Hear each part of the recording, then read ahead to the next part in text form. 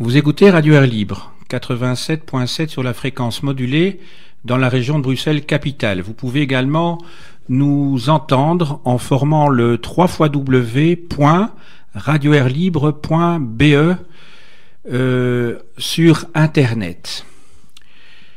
Alors j'ai le grand plaisir aujourd'hui d'inviter dans l'émission des Maudits Luc Delis. Quelques mots de présentation. Luc Delis est enseignant et écrivain. En effet, il enseigne à l'université de Paris 1, Panthéon-Sorbonne, ainsi qu'à l'université libre de Bruxelles. Il enseigne des matières liées au scénario, à la littérature et aux questions relatives à l'adaptation de romans pour le cinéma. Alors, comme auteur, ses activités se répartissent en 3 secteurs. Le premier concerne le travail romanesque. Il a publié 6 romans. Ensuite, la poésie. Il a publié 5 ou 6 recueils de poèmes. Et enfin, troisième type d'activité, des essais sur la littérature et sur des questions relatives au scénario, ce qui, évidemment, sont, comment dirais-je, questions liées directement à ses enseignements à Paris et à Bruxelles. Je vous l'ai dit il y a quelques instants, Luc Delis a écrit 6 romans, et dans cette émission, il a fallu bien entendu faire des choix, et nous avons décidé tous les deux de ne s'attacher qu'aux 2 derniers romans publiés et à celui qui doit paraître incessamment, c'est-à-dire au début du mois d'avril, donc dans 3 semaines si je calcule bien. Ces 3 romans portent les titres suivants. Tout d'abord, Le Testament belge, Le professeur de scénario, et là on voit directement le lien avec les activités professionnelles de Luc Delis, et enfin le dernier, Les Atlantides, dont il sera question évidemment ce soir, car c'est l'occasion bien entendu de découvrir, pour ceux qui ne le connaîtraient pas, Luc Delis, mais surtout d'inciter, même si ce n'est pas mon objectif premier, mais toutefois, je voudrais en tout cas participer à la promotion de ce roman. Voilà. Alors, Luc, nous connaissons depuis quelques années déjà, je voudrais que tu nous expliques un petit peu comment tu travailles et ce que tu transmets à tes étudiants. Mais dans un premier temps, d'où vient en fait cette passion pour l'écriture? On va peut-être partir de là. Parce que si j'ai bien compris, tes romans ont toujours une partie autobiographique, donc j'imagine qu'il y a un lien entre ta vie, d'une part, et d'autre part, ton inspiration romanesque. Oui, il y a des liens, bien sûr. La plupart des gens, j'imagine, quand ils écrivent, savent bien qu'ils puisent dans un imaginaire qui appartient à l'expérience de leur vie, que c'est pas un imaginaire qui leur est donné comme une machine à produire des histoires que, bien sûr, indirectement, ils se racontent. Dans mon cas, pour parler de mes romans, après je répondrai à la question principale, d'où ça vient et quel rapport avec l'enseignement et tout ça. Évidemment, dans mon cas, ce qui est plus directement visible, mais vous savez, comme quand on met une petite goutte de peinture dans une source pour voir de l'autre côté à quel endroit exact et ressort l'indication initiale, plus consciemment et plus nécessairement, je me sers de mon contenu de vie pour écrire mes romans. Ça ne veut pas dire que ce sont des autobiographies, dire que c'est semi-autobiographique, c'est un petit peu vague, c'est que je me sers de ce qui m'est arrivé, de ce qui m'arrive, pour l'unifier par un récit romanesque. C'est-à-dire que très souvent, des moments de ce qui est raconté pourraient éventuellement se rattacher à des choses qui me sont réellement survenus. Et à d'autres moments, je les unifie, je raconte, je vais au-delà de ce que la vie propose des commencements. Moi, je fais la suite et la fin en écrivant. Voilà ce qu'on pourrait dire. L'autre question qui est intéressante, qui était dans ta question, Jean-Michel, c'est quel rapport il y a entre l'écriture et l'enseignement, quel rapport direct? Parce que quand tu dis tu es enseignant, tu es professeur à la Sorbonne et puis tu écris, on pourrait se dire, tiens, c'est un type qui est professeur et puis il écrit parce que c'est son plaisir, etc. C'est vrai que je suis enseignant, que j'écris et que c'est mon plaisir, mais c'est plutôt dans l'autre sens que c'est produit. À la source, depuis presque toujours, il y a l'écriture. Enfin, ce rapport très rapproché, très excitant, lire-écrire, qui est là tout le temps. Et ce n'est que plus tardivement que, au fond, cette habitude d'écrire, de lire, d'en parler, etc., est devenue un enseignement. C'est l'écriture qui a généré l'enseignement, c'est pas l'enseignement qui a généré l'écriture. Et pour que les choses soient belles et qu'il y ait une espèce de signification platonicienne comme ça, on peut dire que ce que j'enseigne, c'est justement ça. C'est justement l'écriture, le plaisir de l'écriture, le rapport entre la vie, la littérature, les émotions personnelles et ce qu'on peut transmettre et tout ça. Il se trouve que le hasard des choses a fait qu'au moment où je commençais à faire des conférences, à enseigner, puis au moins proposer la possibilité de travailler dans une école et puis dans une fac, etc.,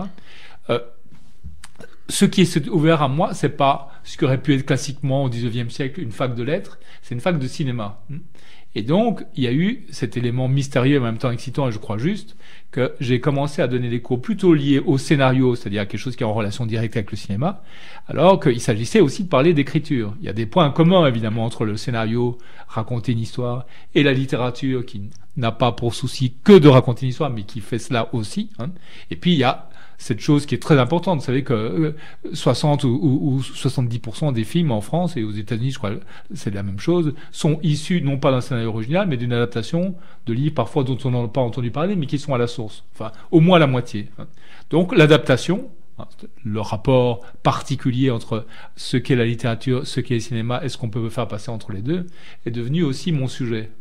Et bien sûr, à partir de ce moment-là, mes romans manifestent aussi cette existence. Un roman, vous l'avez dit, s'appelle Le professeur de scénario, où il raconte effectivement quelque chose qui arrive romanesquement, c'est pas une histoire sur les cours et tout ça, oui, romanesquement à quelqu'un qui est aussi professeur de scénario, qui a aussi ce statut-là, ce désir de voir des histoires dans la vie et puis faire les entrer dans son récit, et inversement, parce que je crois que ça va dans les deux sens. Je crois qu'aussi que la vie, vous savez, Cocteau qui dit c'est terrible ce qu'on a imaginé finit par arriver, ou Oscar Wilde qui dit c'est pas l'art qui imite la nature, c'est la nature qui imite l'art. Il y a quelque chose comme ça. Bien sûr, on sait qu'il y a une part de paradoxe, mais il y a quelque chose comme ça qui est vrai aussi, c'est que les échanges se font dans les deux sens. Et moi, en écrivant ou en enseignant, au fond, je fais ça, j'essaie de faire un passage entre écrire, qui est très mystérieux, et vivre et retirer des expériences de la vie. Eh bien, justement, dans le premier roman dont nous souhaitions parler ce soir, comment ce que tu viens d'expliquer apparaît en filigrane dans le Testament belge, justement. Un titre qui est déjà tout un programme à ça. Le Testament belge, ça raconte un roman, ça met en scène un personnage qui s'appelle Luc de Lys, qui est un peu bizarre, comme peut-être celui qui parle avec toi ce soir pour les auditeurs d'Air Libre. Enfin, je dis ça par boutade. Oui. On est tous le bizarre d'un autre. Bien sûr. Et les enfants, très souvent, ont le soupçon que ils sont anormaux et que les autres gens savent quelque chose que ne savent pas, etc. Mais cette impression-là, cette légère paranoïa faite de curiosité et d'angoisse de ne pas être à la hauteur, je crois qu'on la garde toute notre vie, et c'est un moteur aussi pour les chercheurs, etc. et pour les artistes. Ils essayent de compenser cette espèce de décalage invisible. À part ça, évidemment, avec un titre comme Le Testament belge, l'autobiographie est directement liée à des choses que j'ai pu moi-même constater, vivre, et puis encore une fois, que j'ai transformé, transposé pour la littérature, qui repose sur le fait que dans une époque lointaine, enfin lointaine, oui et non, il y a 15 ans. Donc au siècle passé, quand même. Au siècle passé, donc on parle effectivement l'écrivain et un petit peu intellectuel à tout faire que je pouvais être, a eu l'occasion de travailler pour un cabinet ministériel et d'être, comme on dit, c'est un terme plus pompeux que la réalité, qui est souvent très simple, être chargé de mission. Le Testament belge, écrit 10 ans après les faits, et romançant beaucoup de choses, se sert beaucoup de mes expériences de chargé de mission pour raconter effectivement l'histoire d'un poète un peu hermétique qui a l'occasion de devenir chargé de mission et qui accomplit des missions de plus en plus bizarres. Et il vient un moment où il commence à se demander, ces missions qu'on me confie, que je réussis ou que je ne réussis pas, négocier des choses bizarres en Albanie, à Bucarest, en Tunisie, etc., et revenir, faire des rapports que personne ne voit, etc. Quel jeu est joué là-dessus? Jusque-là, c'était quelque chose que j'aurais pu presque dire au premier degré si j'avais parlé de mes expériences. Alors, où le roman intervient, c'est que le roman continue et établit un rapport secret entre des missions de ce type-là et d'autres que certaines sont projetées, d'autres qui ont été inventées, et s'approche de cette chose qui est toujours excitante romanesquement, du complot. Derrière ça, il y a quelqu'un qui manipule, pas seulement le malheureux chargé de mission, et qui essaye de produire un certain effet. Et ce quelqu'un est un homme fou de pouvoir, intelligent et sans doute extrêmement comploteur, extrêmement insensé, et qui est le directeur du cabinet qui confiait d'un air si aimable et bienveillant ses missions. Et derrière ça, on s'approche par cercle concentrique, et là, le roman est de plus en plus romanesque, de quelque chose que le narrateur va découvrir avec un certain effroi. Il a mis la main, sans le vouloir, il préfère ne pas savoir, sur le secret de la Belgique. Qu'est-ce qu'il y a derrière tout ça?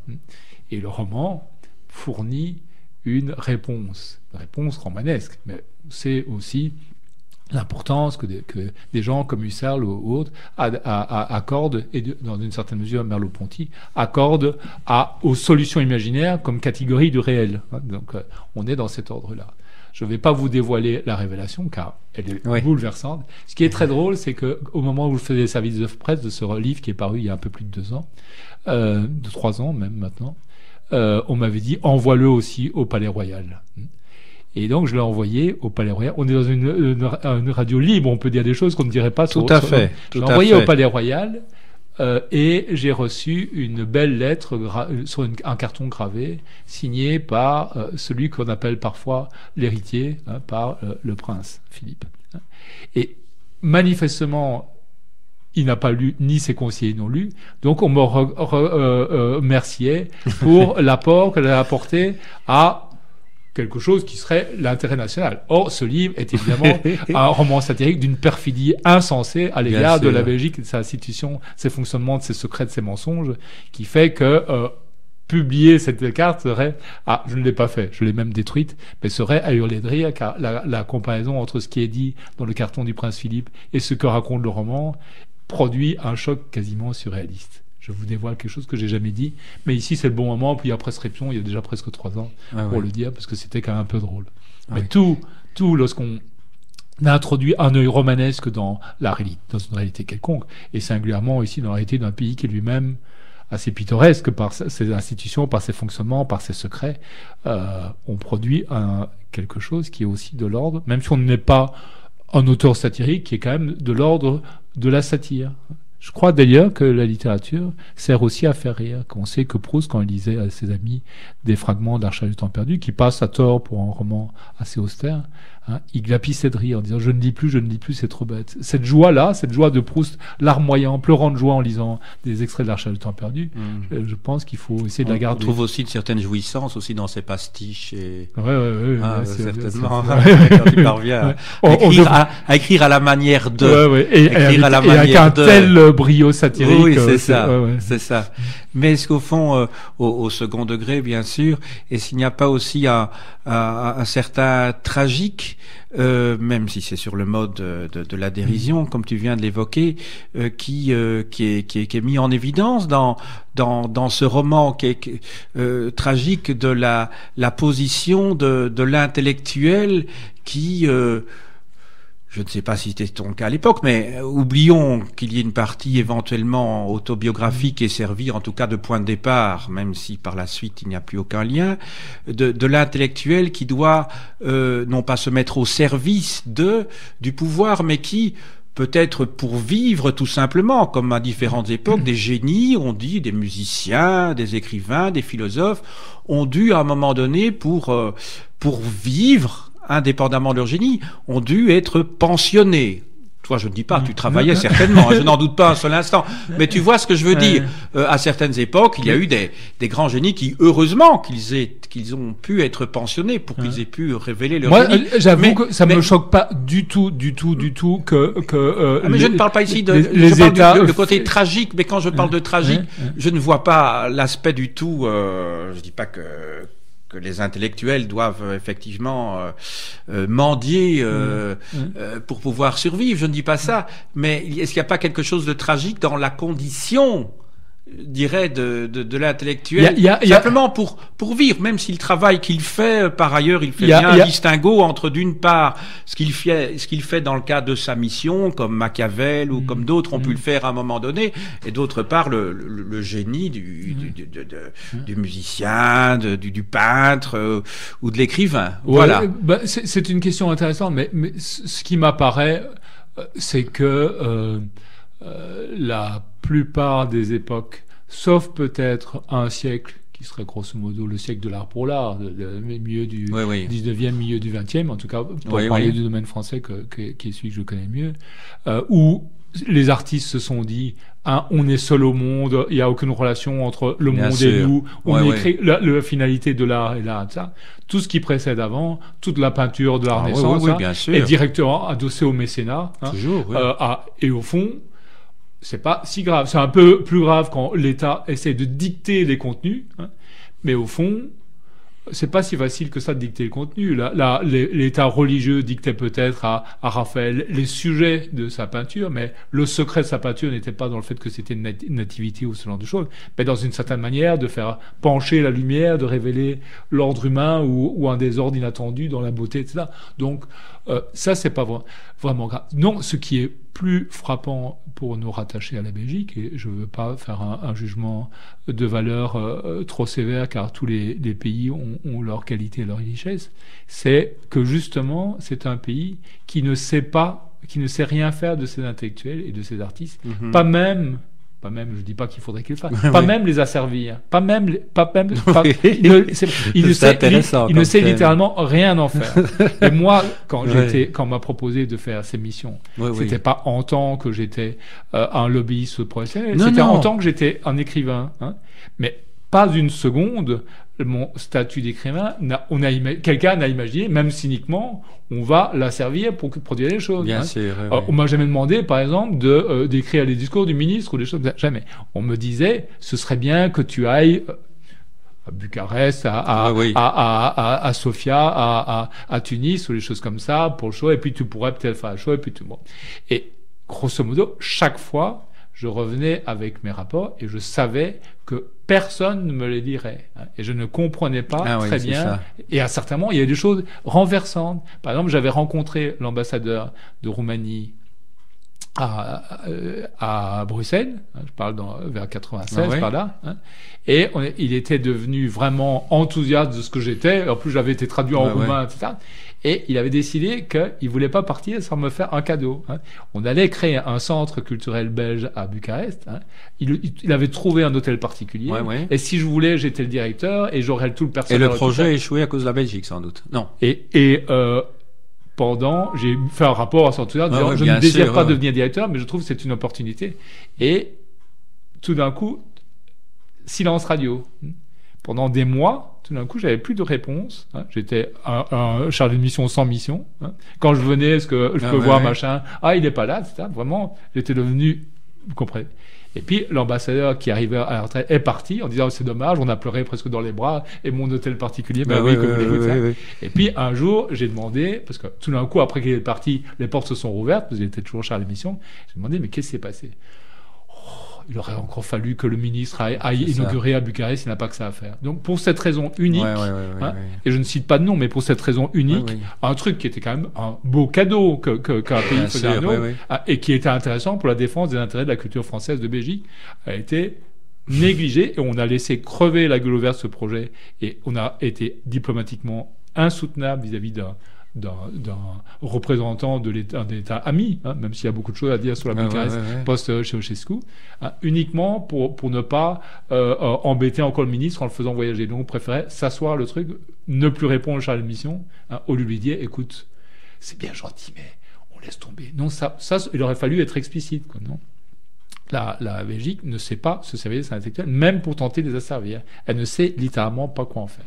Et du coup, les intellectuels, enfin, moi je suis pas un intellectuel, je suis plutôt un romancier, c'est-à-dire un artisan plus qu'un intellectuel, ils comprennent que leur création se fera dans une zone parallèle. Hein. S'il y a des gens qui au début du XXIe siècle, sont encore dans une position de je n'ai rien à voir avec la vie réelle, je suis dans une sorte d'art pour art.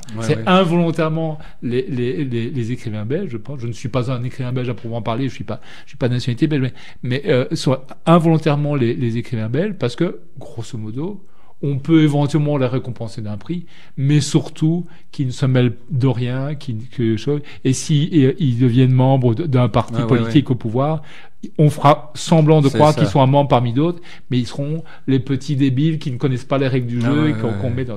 Ça, c'est une réalité qui est sans doute un peu vraie partout. Bon. Alors, ce qui compte, moi, c'était pas de régler je ne sais quel compte avec les Belgiques, c'était de faire de la musique, avec une expérience, une musique qui est une histoire.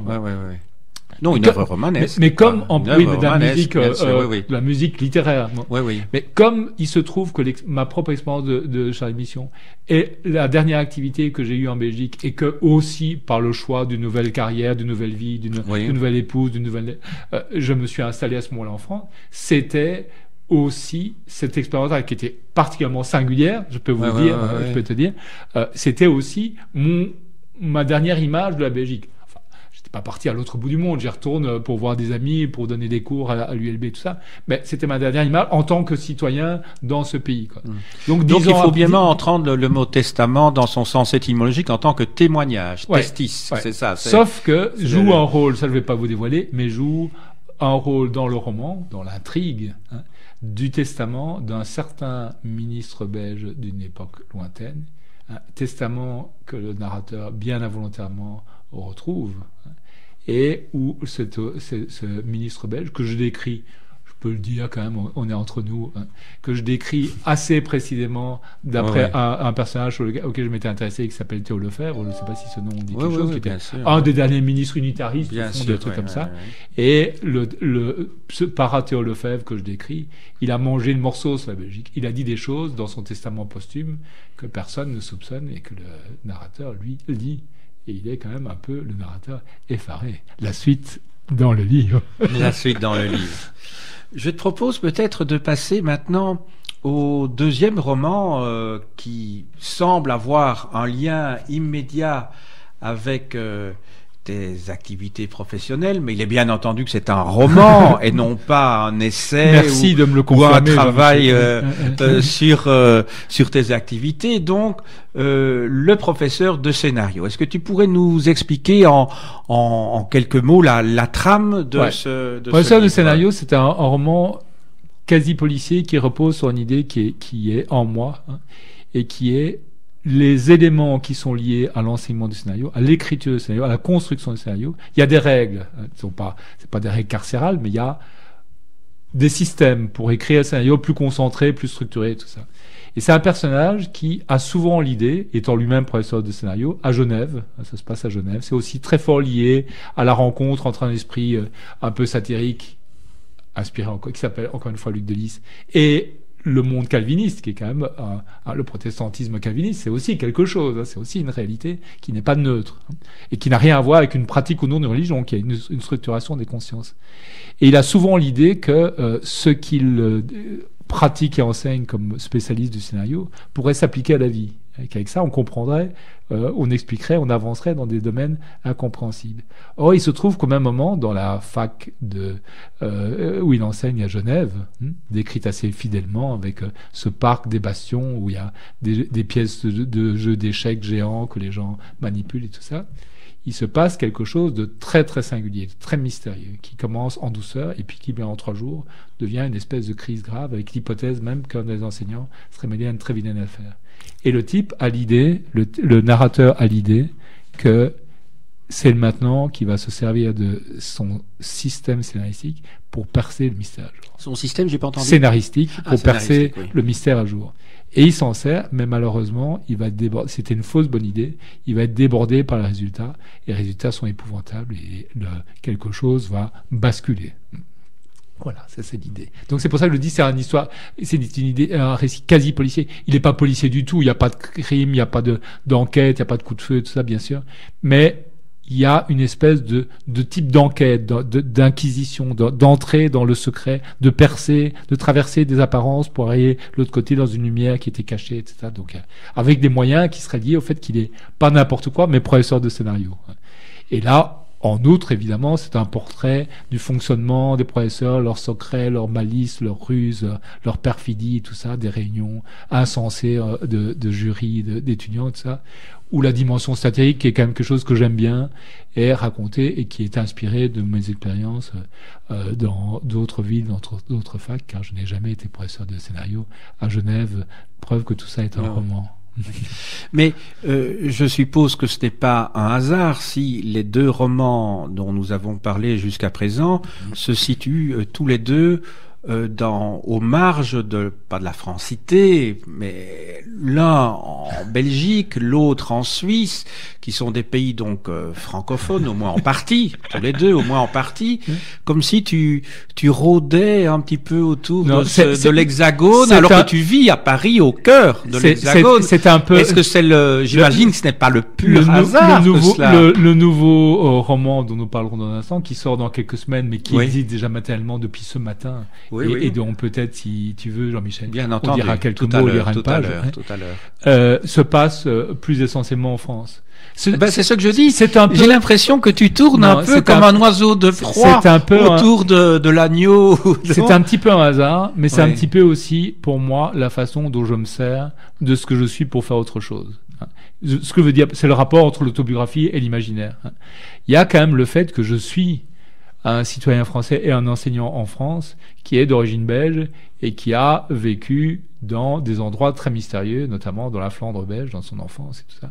Et que donc, chaque fois qu'un personnage inspiré de moi remonte dans les strates des souvenirs, des trucs d'enfance, retrouve des vieilles pistes de lui, ses anciennes amours, ou n'importe quoi qui peut arriver dans un roman, d'une certaine manière, ça le force à voyager non seulement dans le temps, mais aussi dans l'espace, puisque derrière le Luc Delisle français, le Luc Delisle de Paris, il y a le petit Luc qui gambadait dans les campagnes flamandes quand il était petit. Donc il y a ça, qui expliquerait la présence de la Belgique. Bon, ça c'est clair. J'ai un rapport avec la Belgique qui n'est pas un rapport du citoyen, parce que comme citoyen je m'en fous un petit peu, mais qui est un rapport d'écrivain.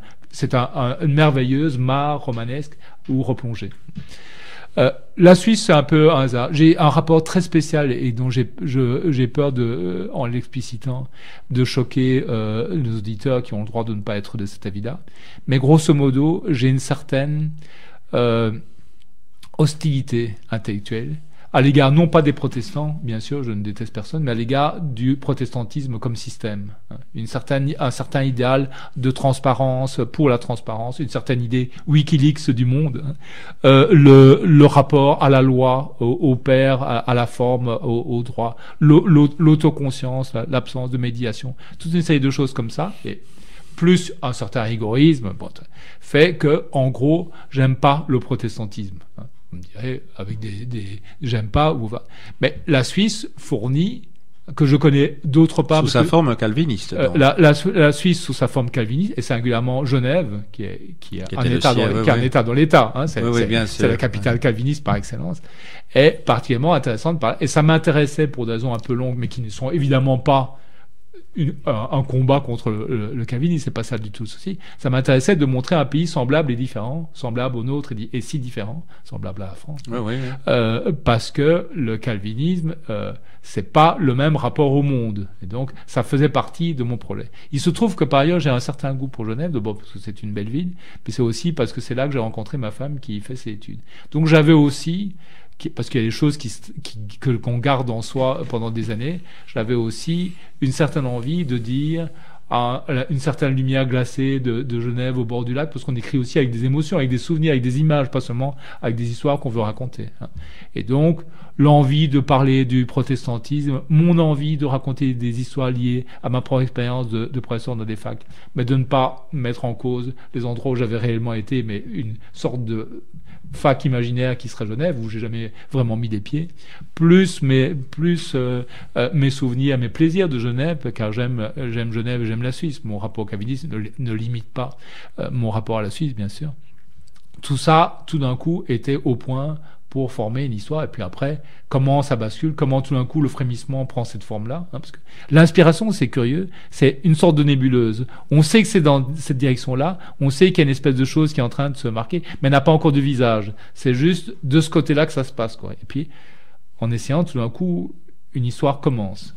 Et parfois, elle met longtemps à venir, et parce qu'il ne faut pas se dire « je vais raconter l'histoire que », ça c'est une idée trop rationnelle, il faut se dire « où je sens que ça va faire saigner une espèce de vérité à la fois forte, émotive, transparente, lisse, brutale », enfin des choses comme ça. Et il faut chercher. Il y a une zone érogène de l'imaginaire. On cherche et tout d'un coup, comme ça, on sent que là, c'est plus fort. Par là, oui, c'est bon. Oui, c'est bon l'imaginaire, je veux dire. Voilà, ça c'est pour. Mais cela dit, je n'ai pas eu l'idée de faire un roman en Belgique, un roman en Suisse, un roman au Canada pour faire nos amis. Oui, comme Tintin, oui, c'est ça. Ou Astérix qui ont fait le tour du monde, oui, c'est ça. D'accord.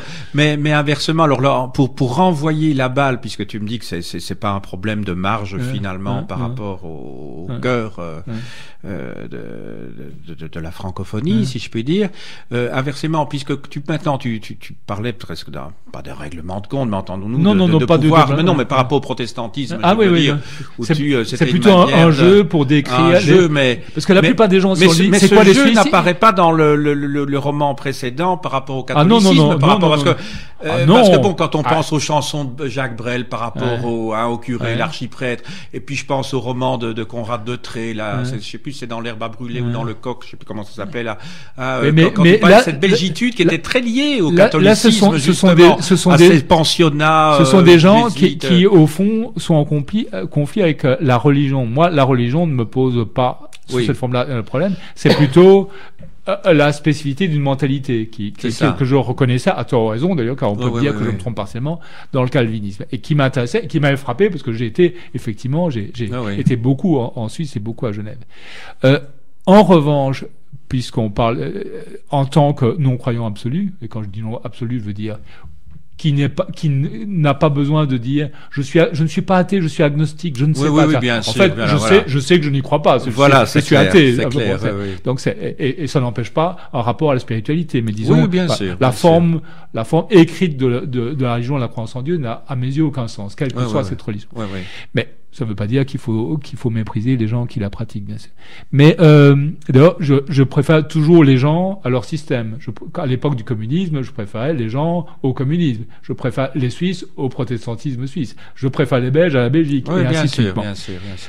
Il faut dire, puisqu'on parle de religion, et tout est dans tout, mais c'est une soirée particulièrement libre où on se lâche vers la liberté. Il faut pas il y a beaucoup de précautions oratoires de ta part, mais on est tout à fait libre ici. Donc, je le sais. Tu n'as même pas besoin de. Mais la liberté n'est pas innocente. Je ne cherche pas. Je dis, je suis conscient que ce que je dis n'est pas forcément politiquement correct. J'essaye de trouver un bon équilibre entre dire la vérité et montrer que le respect est là par rapport à autrui. C'était juste ça. Oui. Mais il se trouve que en tant que athée d'origine catholique, parce qu'on n'est pas athée en soi, on est athée en venant de quelque part, j'ai beaucoup de goût pour une certaine idée, en tout cas du catholicisme, pour une raison très simple, c'est que je me suis persuadé, ou j'ai l'impression d'avoir compris, que le catholicisme était un paganisme, que le catholicisme était très proche de ce que les catholiques eux-mêmes ont appelé le paganisme, c'est-à-dire d'une certaine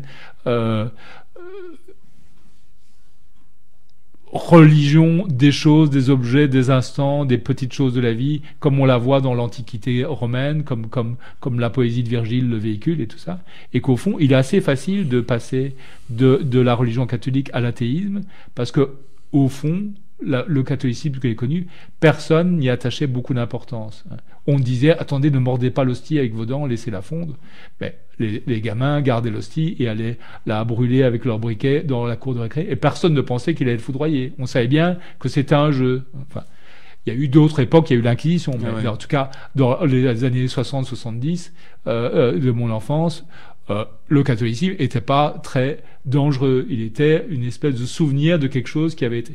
Et ce qui en restait, c'était quand même, à travers le culte marial, les histoires de ce qu'on appelait l'histoire sainte, la confession, quelque chose de très particulier, le rituel des prêtres, le vin blanc bu dans les burettes quand on était enfant de cœur, tout ça. Il y avait ce jeu que j'appelle moi païen. Et donc il y a aussi, d'ailleurs c'est quelque chose dont je parle un petit peu dans les Atlantides, le troisième roman, il y a aussi la redécouverte à travers le souvenir du catholicisme de l'Antiquité romaine. Voilà, c'est ça, à mon avis, qui me reste du catholicisme. C'est pas le regret du catholicisme ou les prêtres. J'ai jamais connu de mauvais prêtres ou ce genre de choses qui parfois bouleversent les gens et leur donnent l'envie de revanche. Mais plutôt une certaine idée que c'était pas très sérieux. Mais par contre, la présence de l'Antiquité romaine, du paganisme, des dorures, des chasubles, des prêtres, de l'odeur d'encens, tout ça était aussi un roman qui ne m'a pas du tout persécuté, qui me reste comme quelque chose qui n'avait pas une grande dimension, à mes yeux, et peut-être une grande dimension spirituelle, mais qui par contre était intéressant comme représentation du monde. En plus, il y avait des choses qui étaient mystérieuses. La confession, ça reste quelque chose d'extraordinaire. Et sans doute la confession existe-t-elle dans d'autres formes de religion, mais elle était une des essences du catholicisme. Donc de ce point de vue-là, je n'y crois pas, mais j'en garde pas un souvenir déchiré. Je te propose maintenant d'arriver tout doucement au roman que nous attendons tous, qui va paraître dans 3 semaines, Les Atlantides. Alors je me dois de signaler qu'il paraîtra donc chez l'éditeur Les Impressions Nouvelles, et je crois que c'était ton éditeur des 2 romans dont j'ai parlé précédemment. C'est mon éditeur depuis 5 ans. C'est un éditeur absolument remarquable. Voilà. Et donc les derniers romans, les romans dont on a parlé, sont parus là, ainsi que Les Atlantides qui sort effectivement au tout début d'avril. Alors, ce serait peut-être gentil là aussi de nous expliquer un petit peu quel est pas le scénario, mais enfin la trame sous-jacente de ce roman, d'autant que tu nous l'as dit tout à l'heure, il y a toujours cette partie un petit peu autobiographique qui sert non pas de toile de fond, mais qui te permet de reprendre sous forme d'intuition, d'expérience certaines choses pour en faire quelque chose d'autre, qui est un roman, bien entendu. Ici, là aussi, effectivement, le personnage, même si son nom, je crois, n'est pas prononcé, est assez directement greffé sur ce que je pourrais être, ou en tout cas sur l'idée que je me fais de moi-même, y compris dans mes maladresses, mes balourdises ou mes étrangetés. Il y a plusieurs manières de raconter le livre, mais je vais en essayer 2 ou 3 rapides en essayant de tomber sur la bonne. Une des façons de raconter, c'est un jour, en se réveillant la nuit, un homme qui est seul dans son appartement parisien, se cogne l'os du poignet au chambranle de la porte. Et aussitôt, comme si un hologramme se dessinait devant lui, il voit surgir quelque chose. Il voit surgir une petite voiture jaune. Et il entend une voix qui dit « Va dormir, ma puce ».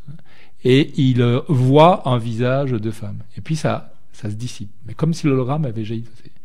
Il a très mal au poignet, il finit par se recoucher et il pense, et il sait ce que c'est, il sait ce qui s'est passé.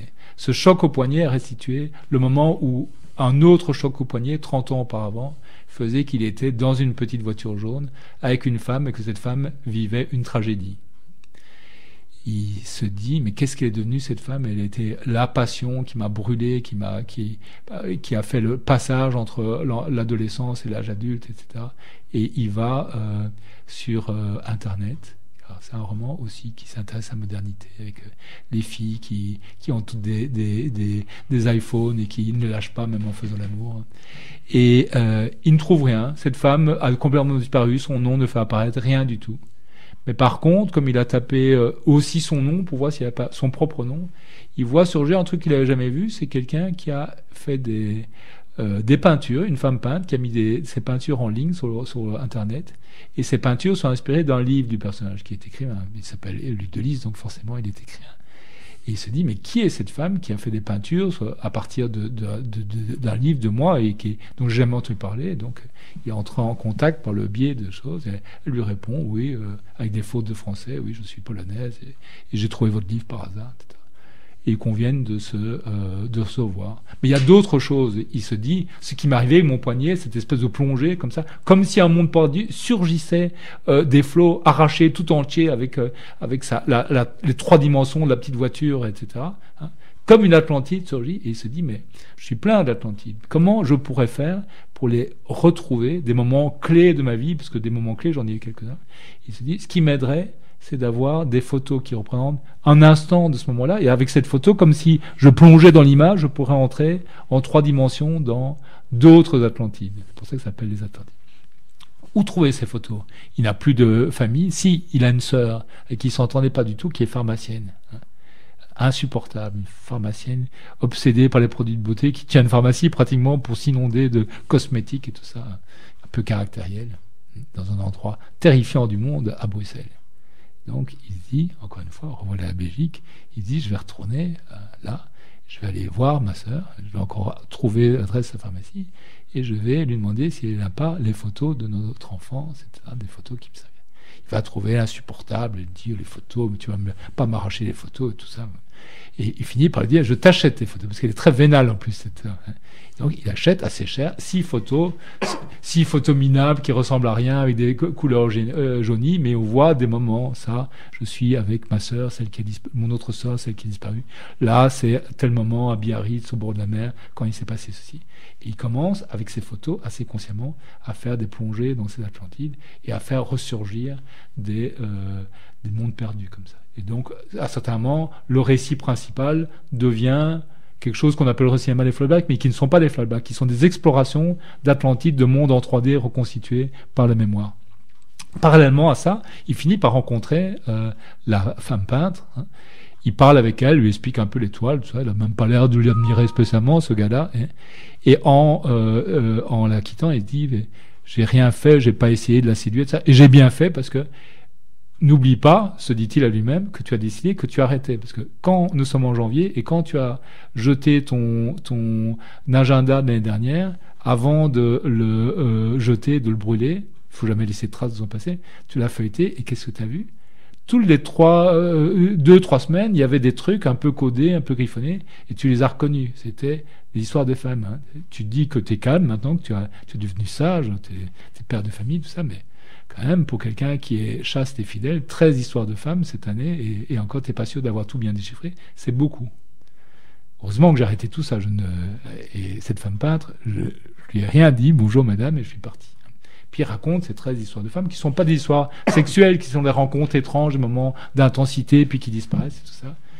Et tout en disant, j'ai échappé belle, maintenant ce qui compte, c'est Atlantides, plonger, comprendre enfin qui je suis, etc.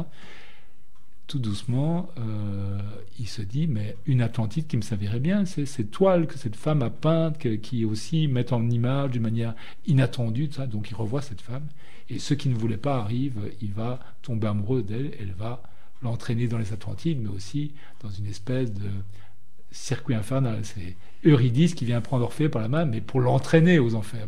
C'est pas une sorte d'Antinéa, comme dans le roman de Pierre Benoît, non? C'est peut-être une sorte d'Antinéa, comme dans le roman de Personnage. C'est un personnage sympathique, mais qui joue dans ce livre, parce que le personnage principal lui-même est un homme divisé, qui dit des choses, et puis qui fait parfois, comme le dit saint Paul, le contraire de ce qu'il s'est lui-même promis de faire, etc. Il entre aussi, parce que tout ça a été déclenché par le souvenir de la femme dans la petite voiture jaune, qui avait été une histoire bouleversante, terrifiante, avec une tragédie derrière.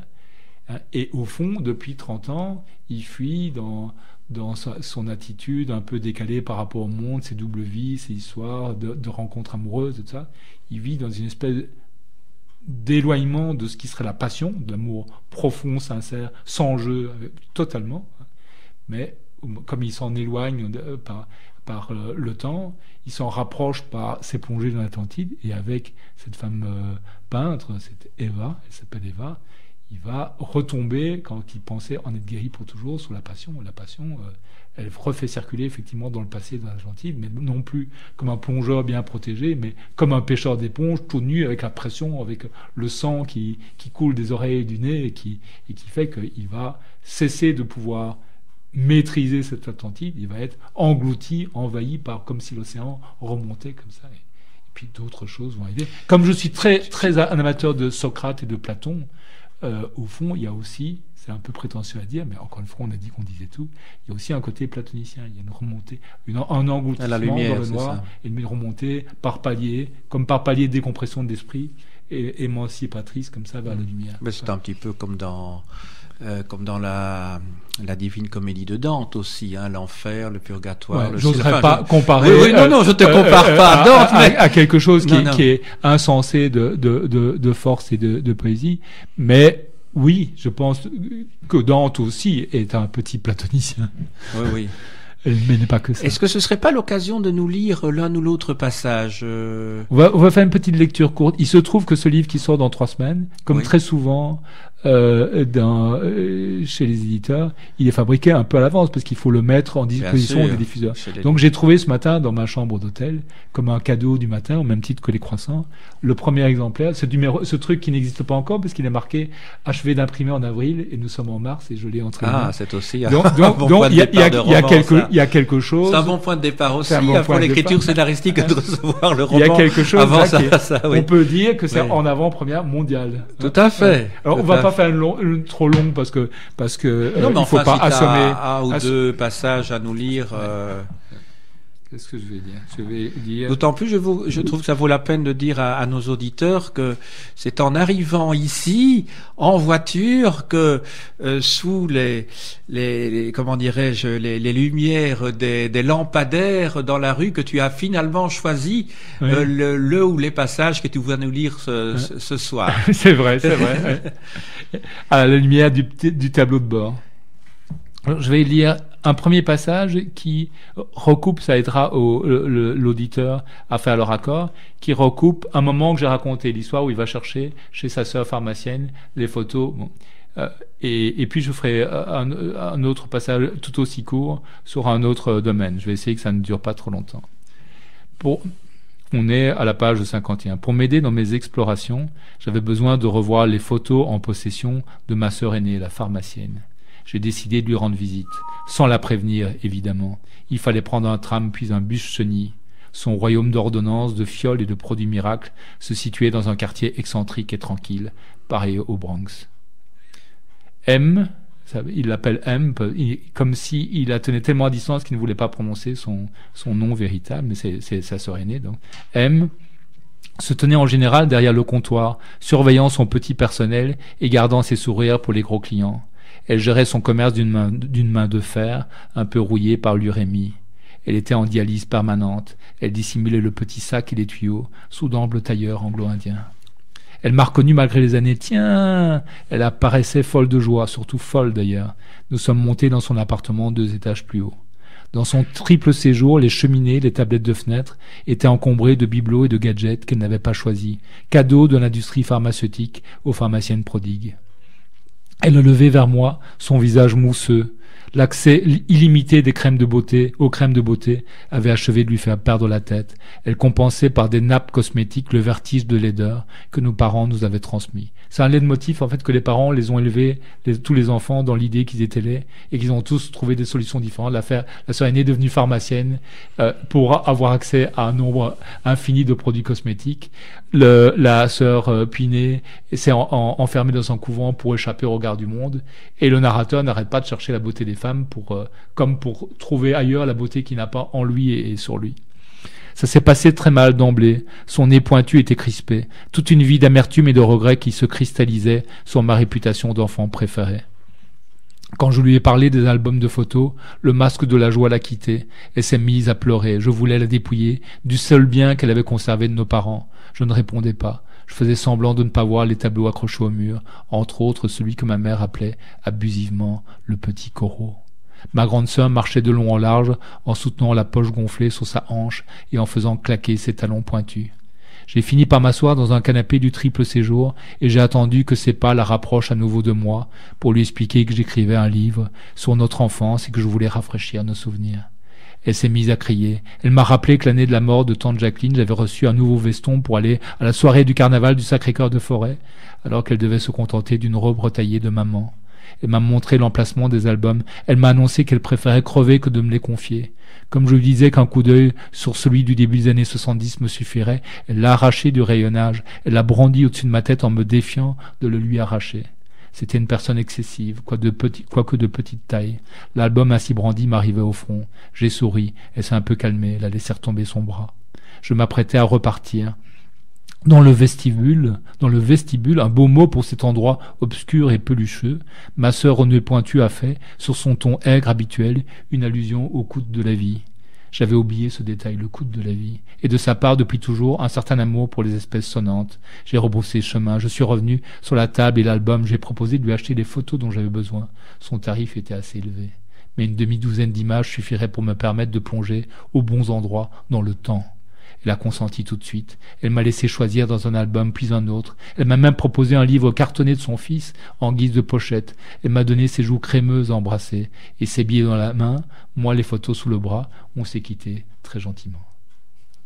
Donc c'est un peu méchant sur le personnage qui n'existe pas. Rien de tel quand même que d'entendre une lecture faite par l'auteur. Hein. Oui. C'est un peu méchant, en ce sens qui décrit de manière très noire ce personnage. Je dis tout de suite que j'ai pas de sœur pharmacien. Et en même temps, je pense qu'un livre ne doit jamais être méchant, qu'un roman doit être méchant. Donc, cette sœur va avoir une seconde chance. J'essaye de montrer que ça se passe mal, mais qu'au fond, à l'intérieur du fait que ça se passe mal, il va avoir aussi, non pas une réconciliation, mais une remise à niveau des choses. Et que déjà, en montrant, ils ont eu chacun leur dû. Elle aime un peu trop l'argent, il lui donnait bien, lui, il veut les photos. Et au fond, à partir de ce moment-là, au lieu de dire, on est en dispute, ils se quittent, mais gentiment. Ils vont pouvoir se revoir et ce sera mieux que cette fois-ci. Oui, donc malgré l'initiale de son nom, M, ce n'est pas une maudite. Non, ce n'est pas une maudite. Très bien, Jean-Michel. Non, parce que j'ai pensé évidemment, Madame la maudite. Non, c'était une petite idée que j'avais. Mon éditeur me dit pourquoi tous les gens ont un nom véritable et la sœur aînée, tu l'appelles uniquement par initiale. Et ma réponse, c'est ça. Elle a un prénom évidemment, mais il lui dit pas son prénom, il dit M pour dire c'est celle-là que je désigne, mais pour le moment je l'aime pas assez pour pouvoir prononcer son nom comme si c'était un nom normal. Donc c'est la dureté du portrait et surtout à mes yeux dans le M.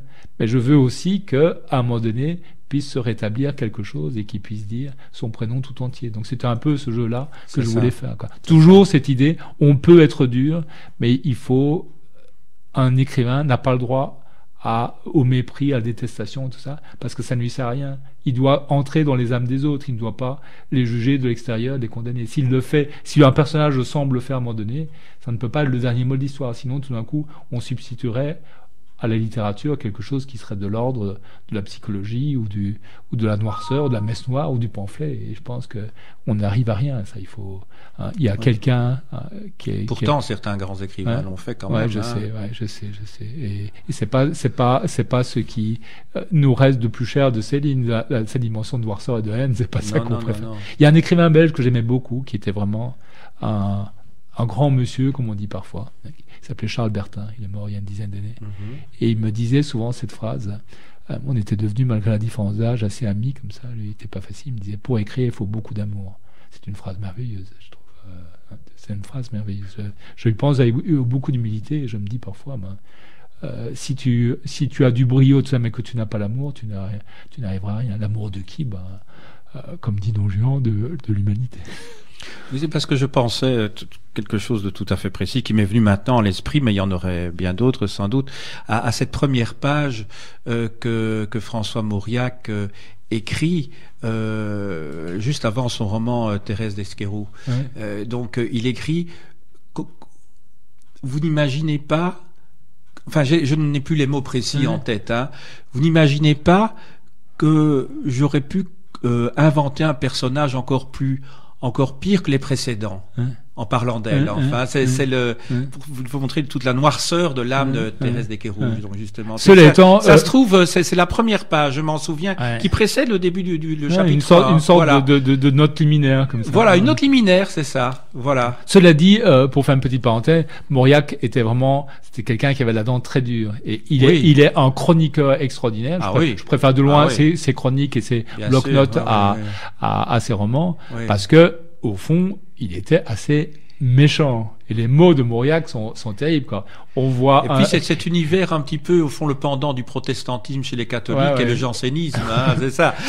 C'est pas un catholique, Vatican II, lui, hein. C'est vrai que le jansénisme, parmi les mots extraordinaires, il voit un de ses collègues qui, peut-être une soirée du journal Le Figaro, etc., qui avance et qui revient du sport d'hiver et qui a un pied cassé et qui marche avec une béquille, et il dit ça doit bien le gêner pour écrire.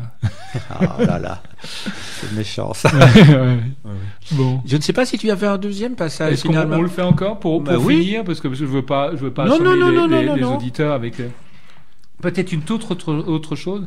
Quand il a rencontré la poursuite des Atlantides alterne avec les scènes où il devient amoureux de cette peintre qui s'appelle Eva, dont je t'ai parlé. Et à un moment donné, elle travaille sur une série inspirée de l'Égypte. Il l'accompagne à l'exposition au Louvre pour voir des œuvres liées à l'Égypte ancienne. Et il se souvient, et c'est une autre Atlantide, de son propre rapport à l'Égypte. Et donc, il établit peu à peu une relation entre ce qu'il vit dans le présent et cette Atlantide-là qui serait son Égypte engloutie. Un jour que je m'étais laissé entraîner par Eva dans les salles égyptiennes du musée du Louvre, parce qu'elle voulait se pénétrer des beautés endormies de la 27e dynastie, pour en tirer peut-être une série de corps défunts et de masques d'or, j'ai éprouvé un déclic désagréable. J'ai dû m'asseoir d'urgence, en proie à un mal de tête violent. J'avais l'impression de revoir l'Égypte trait pour trait. La combinaison d'une statue de Néfertiti et d'une douleur si perçante en plein crâne se révélait d'une lecture facile, saut rapide dans le flux. J'avais 17 ans, je m'intéressais, comme tous les esprits enfantins, à l'Égypte ancienne. À l'époque, la question de l'art pharaonique ne se posait presque pas. On supposait qu'il était surtout décoratif et que le mystère des tombeaux et des momies l'emportait largement sur l'intérêt d'une peinture et d'une sculpture, sans surprise apparente. Je m'étais donc inscrit à l'Institut orientaliste de Louvain dans l'intention de devenir archéologue, c'est-à-dire aventurier. Je pensais que la maîtrise des hiéroglyphes me ferait avancer plus vite et plus loin dans ce domaine que de prétendus cours d'histoire de l'art. La langue et la culture littéraire égyptienne, quand on s'en approchait, constituaient vraiment une bonne surprise. Leur système lexical était riche et verdoyant, comme un labyrinthe. Les cours avaient commencé tard dans l'année. Le thermomètre avait baissé d'une manière incroyable. La petite ville de Louvain gelée avait fait de ses ruelles en pente des patinoires qui rendaient l'accès malaisé à l'Institut. Un jour de décembre, qui était le 3e ou 4e cours de l'année, j'avais fait le tour complet du quartier pour essayer de trouver un chemin praticable. À l'aide de mon couteau de poche, j'avais fini par tailler des prises dans la pente lisse de la ruelle recouverte d'une épaisse couche de glace pour y placer la pointe de mes bottines et me hisser, tant bien que mal, jusqu'à l'Institut des langues orientales.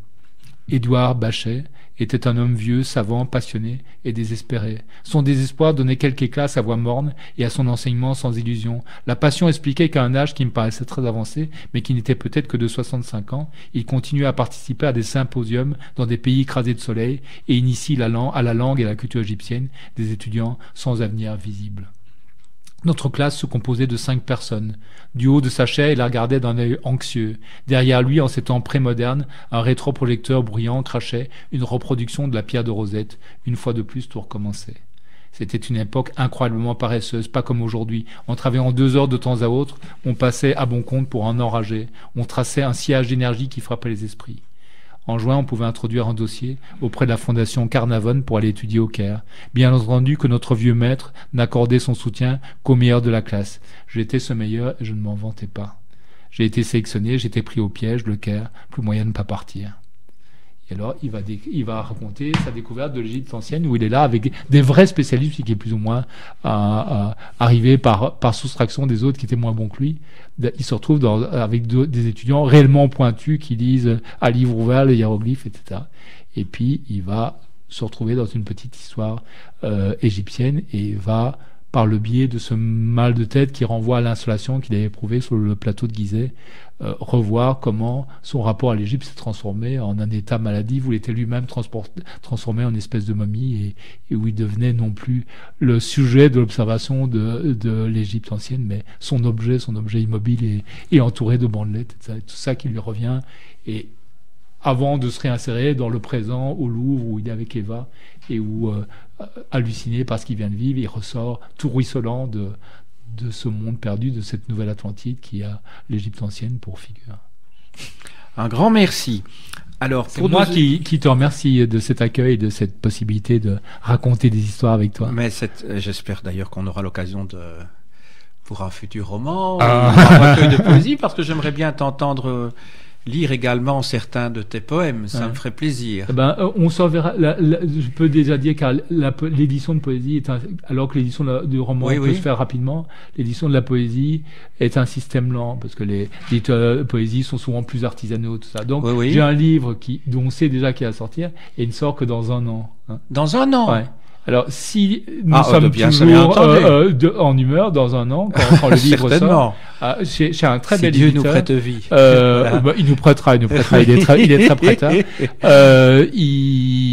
Ce sera l'occasion de se revoir et de parler non plus de mes petites histoires, mais de la poésie qui n'est pas une histoire, qui a un rapport beaucoup plus instantané et totalisant et non narratif et émotionnel et tes recueils de poèmes sont publiés également non, mes recueils de poèmes sont essentiellement publiés chez un éditeur aussi lui aussi belge, qui est un des plus bels éditeurs de poésie que je connais, qui s'appelle Le Cormier, qui existe depuis qui est un éditeur qui existe depuis 50 ans. Enfin, l'éditeur historique n'est plus, mais je veux dire la maison d'édition existe depuis 50 ans et publie 4 livres par an.